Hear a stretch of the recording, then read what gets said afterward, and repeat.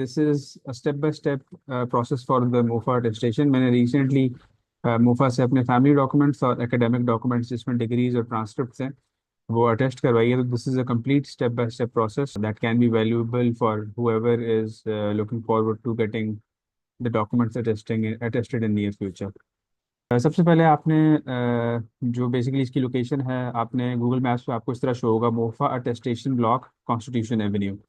तो ये आपने गूगल मैप पर सर्च करना है। It is located in G5 Islamabad. और इसके timing basically they start from 9 AM in the morning, it's till 4 और 5 in the evening, 4-5 PM in the evening.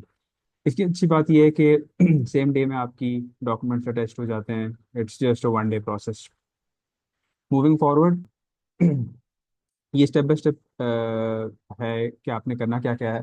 सबसे पहले आपने जाके जैसे आप पहुंचेंगे यहाँ अटेस्टेशन सेंटर पे मोफा के, तो सबसे पहले आपने पोस्टल टिकट्स परचेज करने हैं। ये आगे मैं इसकी डिटेल बताता हूँ कितने परचेज करने हैं और किस तरह परचेज करने हैं।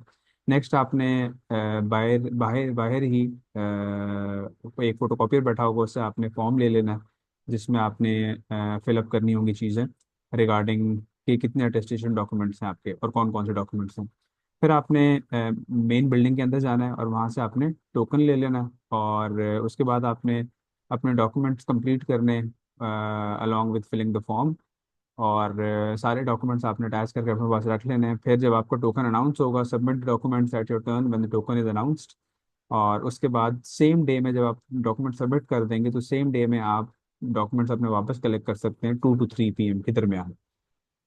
अच्छा, इसमें हर पॉइंट के साथ कुछ चीज़ें हैं जो which have to be kept in mind.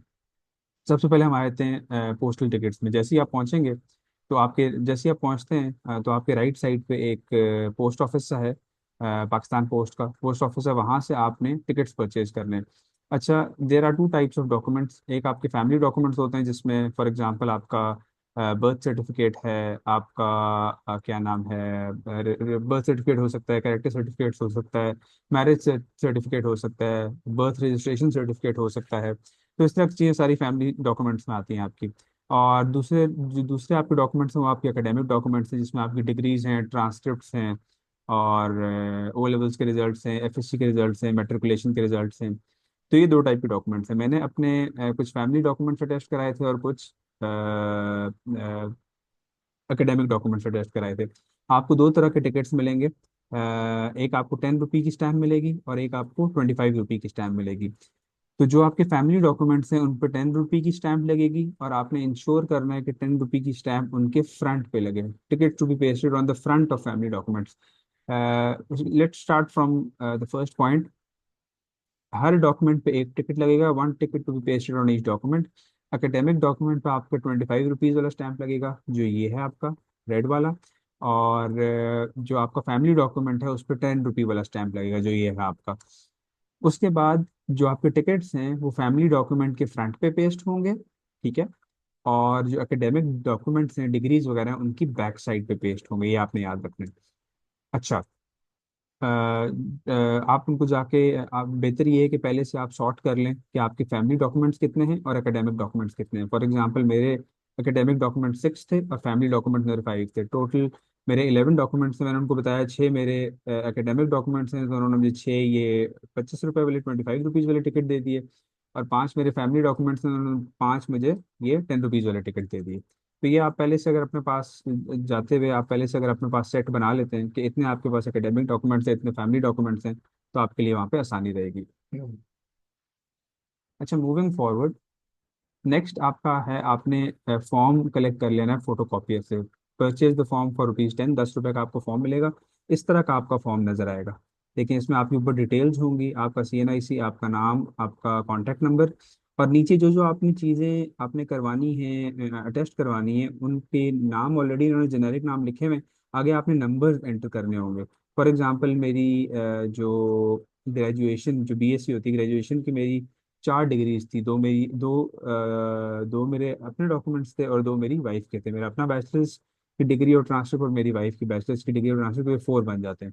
इसी तरह सारे आपने फिलअप करने हैं। ये मास्टर्स की डिग्री है, फिर ये बर्थ सर्टिफिकेट था। तो मेरे बेसिकली 6 मेरे एकेडमिक डॉक्यूमेंट्स थे और 5 मेरे फैमिली डॉक्यूमेंट्स थे। अच्छा, टोटल कॉस्ट मेरी इस अटेस्टेशन की 200 रुपये है। 200 रुपये आपको लगेंगे टिकट्स के, और tickets that is the only cost जो आपकी इस अटेस्टेशन में आएगी। इसके अलावा कोई आपकी कॉस्ट नहीं है। कोई भी अगर आपको वहाँ पे एजेंट मिलता है कि हम अटेस्टेशन करवा देंगे, तो वो they simply charge you extra money with no additional advantage. तो आपने खुद भी आराम से सब कुछ करना है, ये एक दिन का प्रोसेस है। और the total cost for 11 documents मेरी 200 रुपये थी, जिसमें 6 मेरे एकेडमिक डॉक्यूमेंट्स थे और 5 मेरे फैमिली डॉक्यूमेंट्स थे।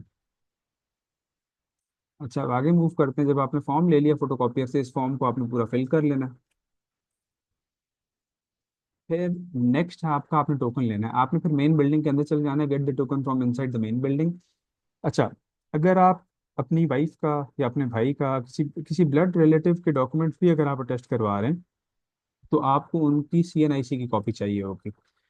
तो मेरे पास CNIC की कॉपी नहीं थी अपनी वाइफ की, लेकिन मैंने पासपोर्ट की कॉपी लगा ली थी, तो वो भी चल गई थी, उसमें कोई मसला नहीं था। लेकिन बेहतर ये है कि आप अपनी किसी और की अगर आप डॉक्यूमेंट्स करवा रहे हैं टेस्ट, तो उनकी CNIC की कॉपी आपके पास होनी चाहिए।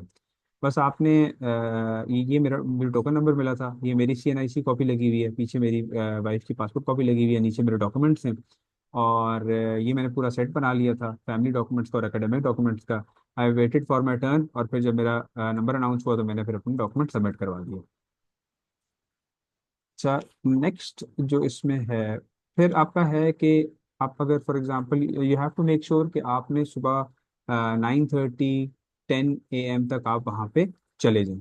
तो इसका फ़ायदा ये होगा कि अर्लियर आप डॉक्यूमेंट सबमिट करा देंगे, क्योंकि एक टाइम है, थ्रेशोल्ड टाइम है, 11 11:30 या 12 बजे के बाद वो डॉक्यूमेंट्स नहीं लेते, क्योंकि उन्होंने फिर टेस्ट करके वापस भी देने होते हैं सेम डे पे। तो you will be getting the documents back on the same day between 2 to 3 PM। इसमें इंश्योर आपने ये करना है, make sure to keep the token slip safe with you. आपने अपनी टोकन स्लिप संभाल के रखनी है। मैंने बहुत सारे केसेस देखे थे, when I was there to receive my documents, बहुत सारे लोगों की किसी को टोकन स्लिप नहीं मिल रही थी। छोटी सी रसीद होती है, तो थोड़ी सी अगर आप केयरफुल नहीं है, तो वो फिर आगे पीछे हो जाती है, और फिर आपको इनकन्वीनियंस फेस करनी पड़ती है जब आप रिसीव कर रहे हैं डॉक्यूमेंट्स। अच्छा, डॉक्यूमेंट्स आपको बायर से ही मिलेंगे। बायर they will call out the token numbers from booths number 9 and 10। 9 और 10 नंबर का बूथ है बायर ही, और वहाँ से आपको डॉक्यूमेंट्स अपने मिल जाएंगे। Once they call your token number, you can collect your documents. वो आपका कॉल आउट करके आपका टोकन नंबर बोलेंगे, और आप फिर आगे बूथ पे चले जाएंगे, और आपको वहाँ पे अपने जो डॉक्यूमेंट्स वो रजिस्टर्ड मिल जाएंगे। तो इसमें आपने एक चीज़ इंश्योर करनी है कि आप सुबह अर्ली जाएं, 10 बजे से पहले जाएं अपने डॉक्यूमेंट्स टेस्ट करवाने। So this is all it is. I hope it helps anyone who is looking forward to attest the documents in future. Thank you and take care.